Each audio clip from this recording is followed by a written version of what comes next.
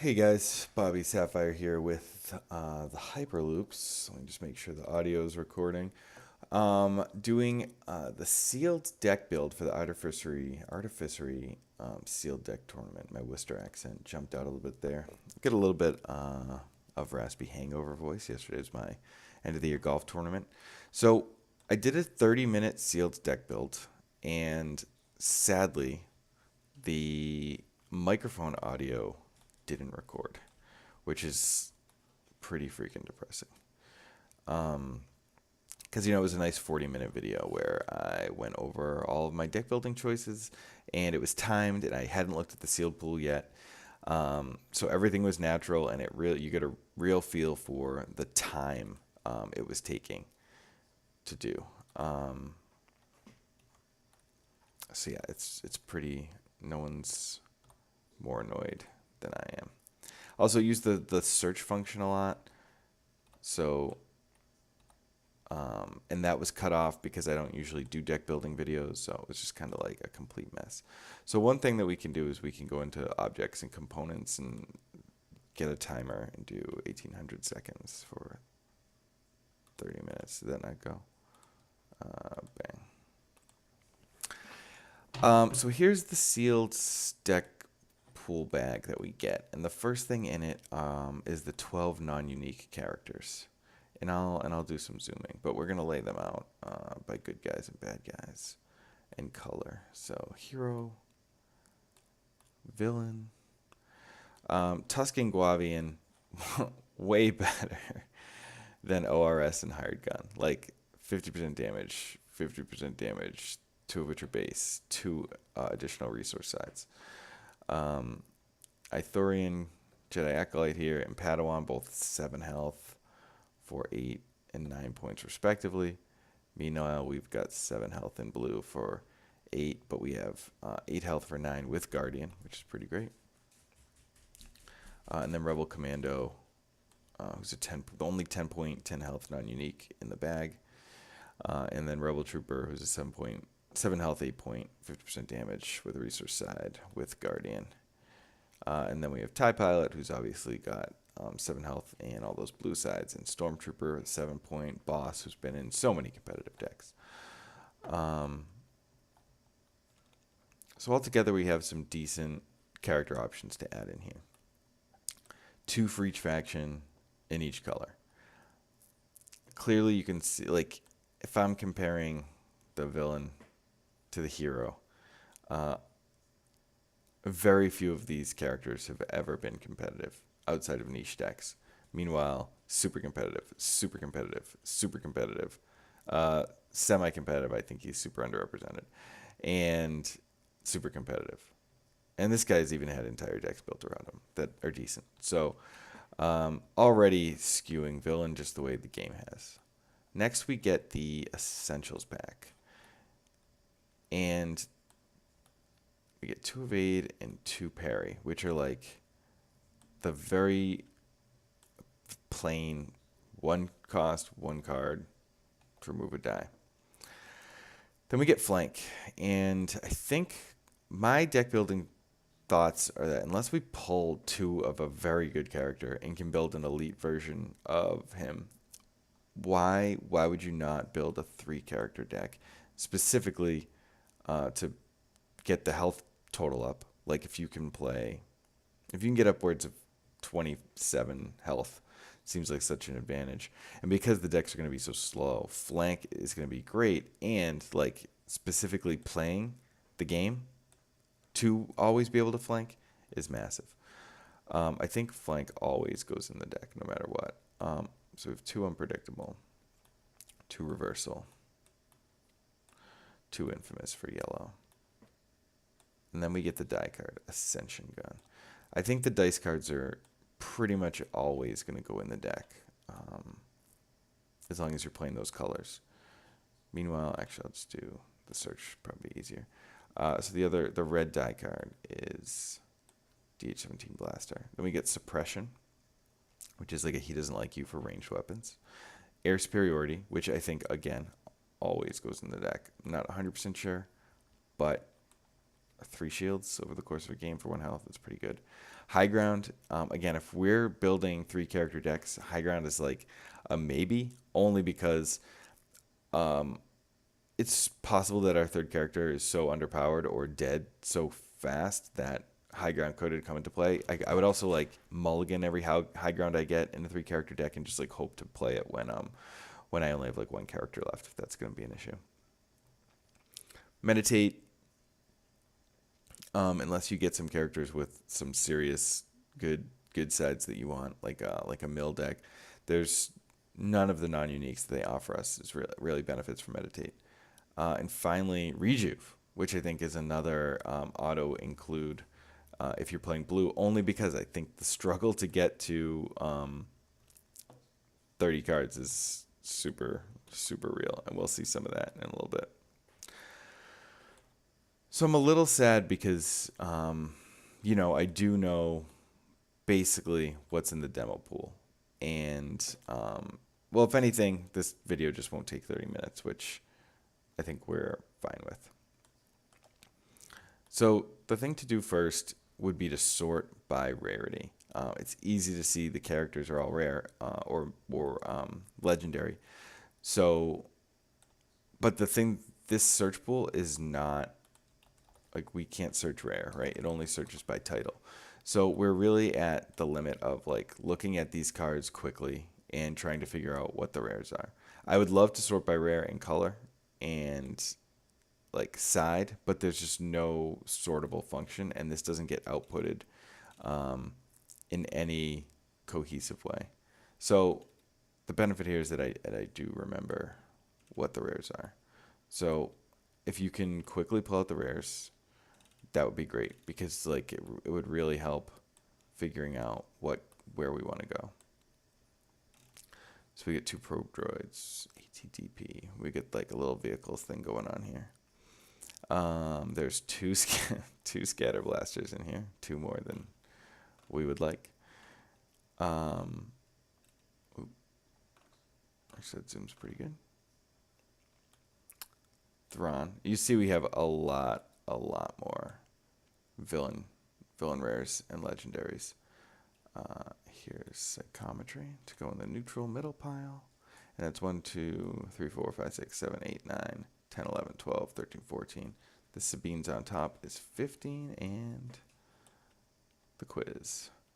So as you can see, we got 1, 2, 3, 4, 5, 6, 7, 8, 9, 10 villain rares and legendaries, 3 neutral, and 3 hero, making up 16. Now, one thing to mention is that Sabine, Mace, and K2 have all been errated for the purposes of the Artificery Sealed Deck Tournament only to be 14 points, so that you can build 3 character decks even if you don't pull a Rookie Pilot or an Ezra. We pulled a Rookie Pilot, so we're not in that rough shape. But Sabine, obviously very strong. Thing about Sabine is she wants to play weapons from her discard pile, and Ascension Gun, not a weapon, so thanks Artificery. This is a weapon, but without any other weapons, we really can't take advantage of her. I mean, I guess we could play the Scatter Blaster, but that's not what I want to be doing personally. You know, I gave this some serious thought because Rookie Pilot allows for a little bit more interesting deck building. If we have 14 and 7, we have 9 points, and we could also do like 10 and 7. But that doesn't really help us in Hero, so eventually I just put all the Hero stuff away and gave it up. Now again, I would love to pull through this, but like TTS is not smooth. So like we could sit here and sort, but I think in a deck build with 30 seconds on the clock, it would be really, really bad. So I'm going to not do that. Although I think I'll keep the battlefield out. What I want to do is like just break down what we have for rare. So we'll take the seal pool after.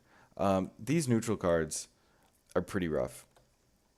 I can't see a reason to want to use them. Remove one of attached characters to turn this die to any side. Like, we're only getting 3 character dice at best, so I just don't think that's good. And psychometry is just too expensive. for what it's giving us. So, although psychometry could be a consideration, so I'll leave it on top. We will not be doing that. So let's take a look at these supports. Actually, let's look at characters first. I mean, these are the two big ones we want to build around, right? These give us the ability to 14.8.8 or 14.9.7. I like the idea of Thrawn, but if we pair Thrawn with 8.8 and we're like Guavian, Night Sister, we're in rough shape if these guys go down early. We're not able to finish out the game. They don't really offer any. There's a discard side on Night Sister, but with without any other discard characters, we're just not looking good. I'm cool with the idea of doing Thrawn, but this pool did not give us much in the way of like helping Thrawn get there with control. So I'm gonna shelve him. Thrawn's out. So we're going to build around the Inquisitor. Well, another thing to note is that this LL30 gun is pretty dope. Ambush, redeploy.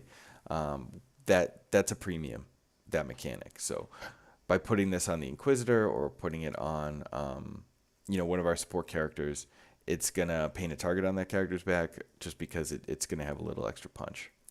And the turn it down, like all other than not having a resource side, those cards are good.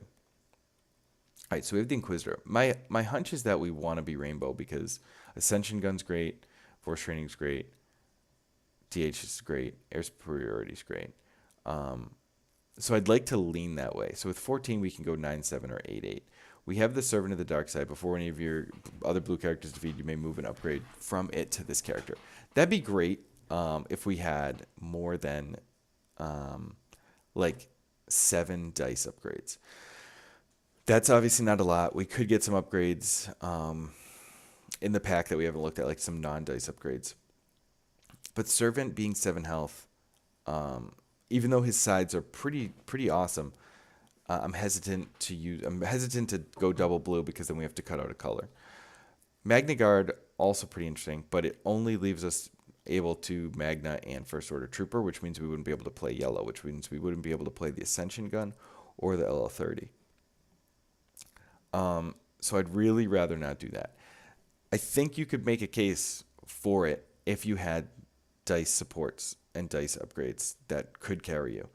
As is though, like, yeah, we could play these, but if we don't have consistent ways to get them out for cheap and we have to pay for these sides, I'm pretty unhappy. Plus, I think Ascension Gun is pretty good, as is the LL30, especially if we get some ranged characters in here. I know it doesn't work super well with the Inquisitor, but the Inquisitor's dice are already like pretty busted, and 12 health is no joke. 2 and 3 for 1, double focus, and then his special essentially does 2 damage. We're going to see some blanks, especially since I think we're going to see people playing Stormtrooper.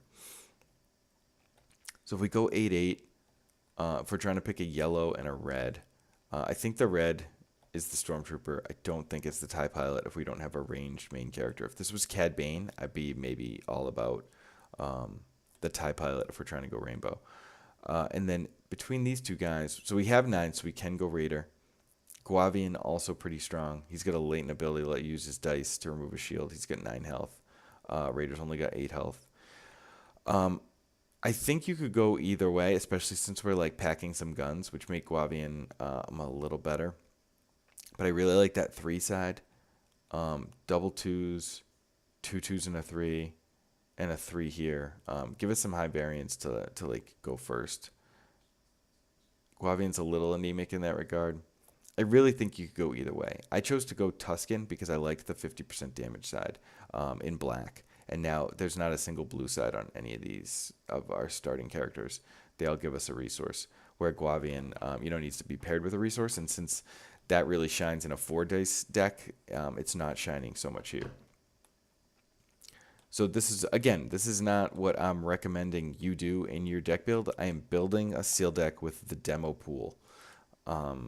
That is all. So next we can look at these supports. So this card looks terrible. Look at 2 random cards in opponent's hand. Discard any of those cards that are events. Ambush, 1, disrupt.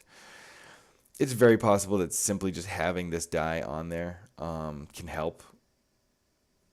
The disrupt could be randomly relevant if our opponent doesn't have ways to spend their dice. Their resources every turn.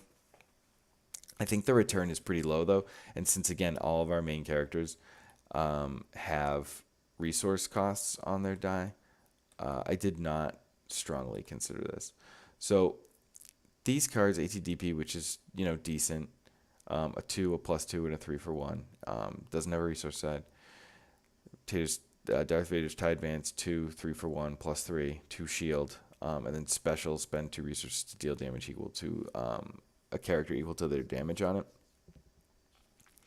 Both have some high potential, but expensive, seemingly expensive for Seal Deck. I'm not sure how the money is going to go. I can't imagine we have a lot of resource generation. Force training is great, but it's not like, maybe if we had picked Thrawn and really just tried to spit these out. But the problem with that is, we're so limited in mitigation that that's going to be hard to keep our characters alive while we're just using them to generate resources. So we're really focused on villain and neutral. Obviously, there's no good way to sort, like I said. So remove a die showing a resource cost, spend 1 resource to remove 2 dice showing a resource cost. This is just so narrow that I remove a die showing a resource cost, or spend 1 to remove 2. Yeah, I mean, it could come into play. I guess this is tough to say in the meta of the Seal Deck, right? A lot of the characters have pay sides, like the Inquisitor has a pay side. A bunch of the other characters have pay sides. The DH-17 has a pay side. This doesn't. This does 1/16. I just think like at best you're getting a 1/16 on a die. I don't like that card. Activate any number of supports if we do that. Draw cards equal to the number of characters for 1. I don't think that's what we want to be doing. Port District, one of the other battlefields we get. So drop zone. After you claim the battlefield, may place 1 damage. Exhaust to move. Yeah, this could be good. Extra damage for True District Hero. Anarchy, remove 1 of your deal dice, then deal damage equal to an opponent's character. Value showing damage on that die. 3 cost. If we're going to do this, why... Oh, it's each, yeah. That's not terrible, except it's yellow dice only, so we'd have to like get really hot rolls with Tusken. It just seems like too niche. All right, so a couple good cards that we might want to pull. Prepare for War, I'm a little wary of, only because, are we even going to be going first in a 3-character deck? Yeah, we don't want to be removing our dice to give up 1 shield. I think we really want to be trying to do more than that. This could be good to, unfortunately, like there's no site, like you can change decks in between rounds, but there's no way to really know, other than like illegal scouting, if your opponent's going to have vehicles. So actually we're down to like 12 minutes. So I'm just going to start pulling cards that I know that I thought were decent. Yeah, 3 to ready and non-unique, not doing it for me. So prepare for War in here. So I'm pulling out these as you commands because I actually liked them. I like the idea of having a card that focuses for 0. It's slow, but in this format, we're not really that worried about speed. I don't think we're going to get blown out by people claiming fast, and I don't think we're going to get too blown out by removal all that often. And I think if we play slow and even do this kind of thing after claim, with characters like Inquisitor and Tusken Raider, we're going to be allowing them to move to their 3 damage side. So I like those, and I put those in. Okay, my wife didn't let my dog in, so give me 1 second.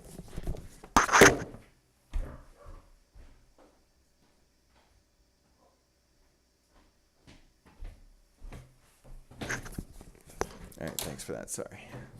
All right, again, just going to start pulling out cards that I thought were good.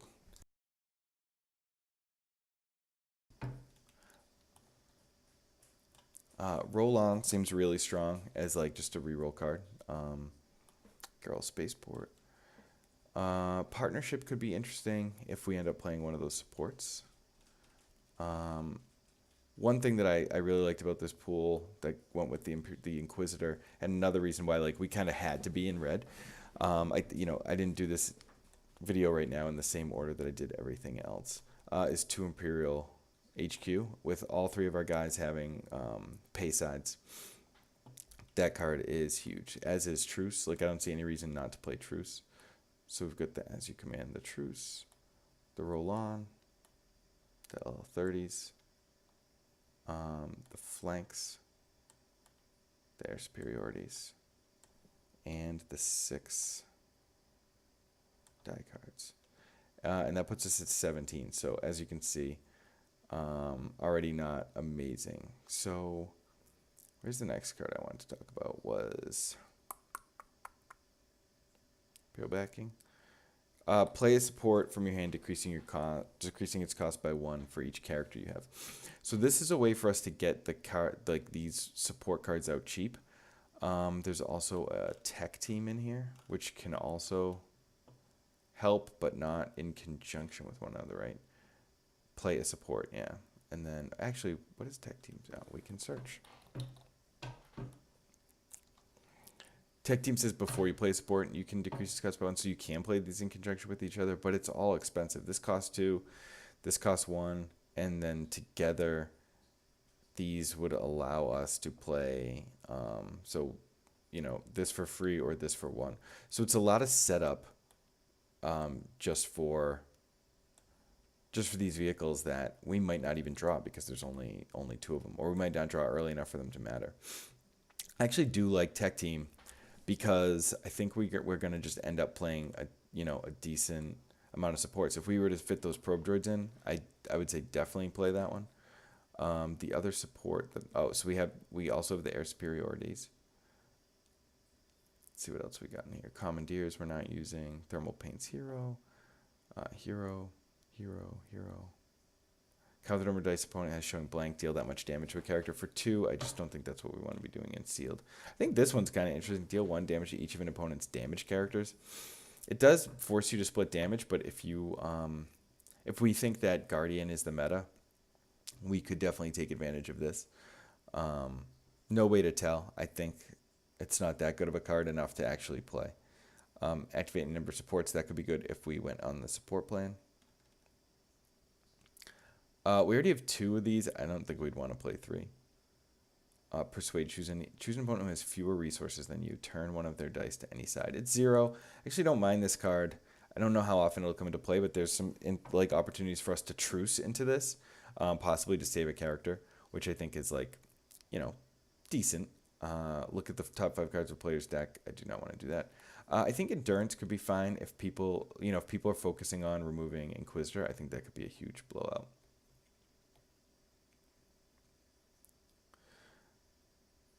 Spot 2 characters with the same title. I don't even know. I don't think we're allowed to run 2 non-uniques with the same title, so that card's essentially a blank. Just trying to turn a die to a side showing a resource cost. So I considered this because of Tusken and Inquisitor, that just being a 1 for 3, and with Imperial HQ, that resource side is free. It's also slow, so if people have mitigation, they could blow it out. And instead of just wasting a focus, they're actually blowing out one of our resources and one of our dice. I think it's a consideration though, because it's certainly not bad. So at this point, added all these. I actually don't even know if I played Dangerous Mission to the deck. I went back in the deck essentials pack. So I like the Rejuice just because it's spot blue, but it's on any character, so we can use it whenever, and it's 0 and just help us cycle through our deck a little bit. Reversal isn't bad for sure, but it's just expensive for what we want to be doing. I don't hate Suppression because it gives us something to do with DH-17 and First Order Stormtrooper. We have 4 dice that do that, and we could still just run the ATDP, but I don't know how often that's going to be beneficial to us. And then High Ground, the same. I mentioned it earlier, just I don't think it's going to be good in a slow 3 character deck, but if we can claim a little bit faster or later in the game, it could be really strong. And since it does damage additionally, I don't see any reason not to run it. The Prepare for War, I'm a little torn on. I don't want to do the vehicle package, so I have to decide on the ATDP. And I also just think like Evade and Parry could be really strong. Because look, even if we add all these, we're at 27. We're still pretty short.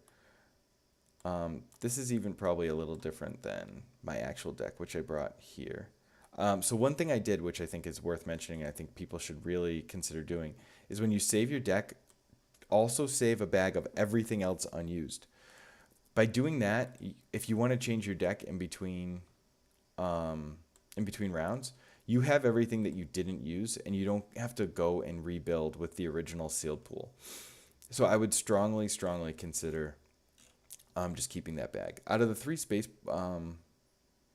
battlefields here, I chose the Garl Spaceport. Remove one of your dice to gain resources equal to the half the value showing on that die rounded up. I thought this would be a cute way for us to claim a little early, not resolving one of our dice, but still getting a resource, turning it into a virtual moisture farm, allowing us to start the next turn with 3 and do things like Prepare for War and High Ground.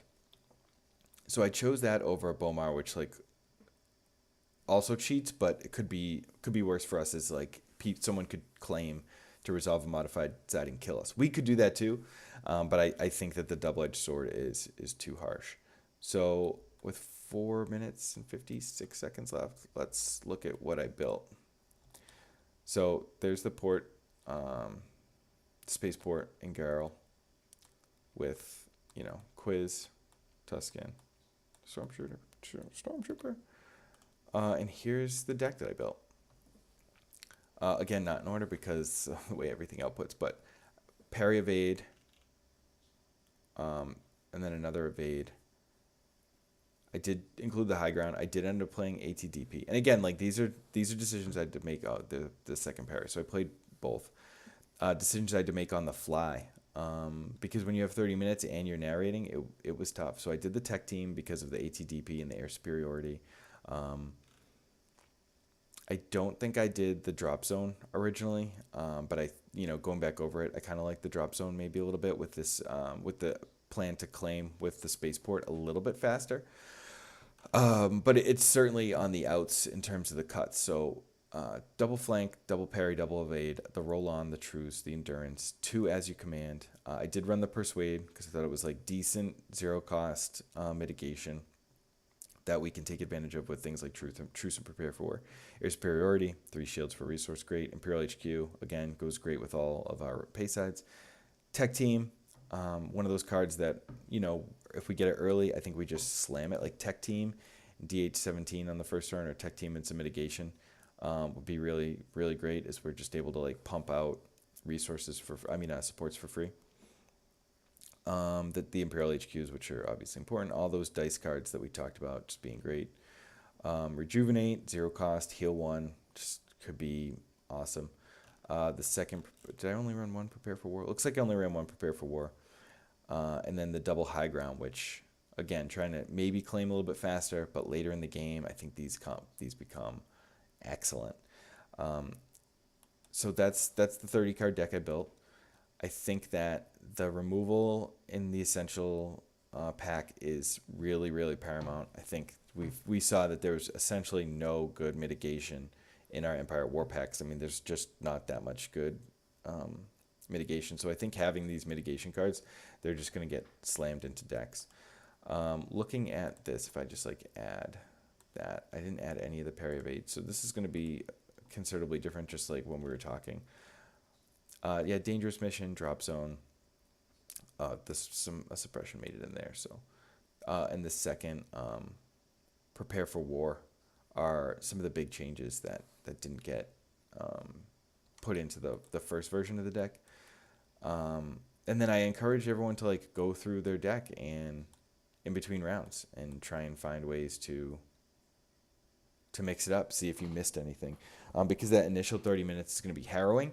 But then in between rounds, if you get done early, it would be really beneficial, because some people will not have the time to do that. So it'll be beneficial for you to just go through and see if you missed up anything. I say save your deck builds, and if you're you can talk about it with your friends, or if like one of our Patreon subscribers, I would say definitely like let's share in our Discord chat, and really see what we did right and what we did wrong, and if we can learn anything from each other. I really like this exercise, and in just a few days, we're going to have tons and tons of sealed pools from everyone doing this event. So we'll have a lot of, if people are into this format, we can do deck builds all the time. I mean, I played a lot of limited Magic, and I loved going to GPs, and there's a GP this weekend that I wasn't able to go to that was sealed deck build because of my golf tournament, which is the reason why I'm hungover right now. So that's my deck build, and hopefully you got to learn something from it, at least in the form of like what it takes to do something in just 30 minutes. What's in the Essentials pack, that the format is 16 packs plus the Essentials pack. And just, I think, getting the lay of the land, like the fact that Artificery gave us a demo bag is awesome, because trying to do this in 30 minutes on the first day, without having even thought about it in any relevant way. Like, there's no way you can assume what the deck build's going to go like. So, not the best packs, but we did get the Inquisitor, and I like our 3-character team. Yeah, so that's it. All right, hope you enjoyed, hope you learned. Check us out, the Hyperloops, and I hope you sign up for the Artificery.com Sealed Deck Tournament, because it seems like it's going to be pretty sweet. All right, later.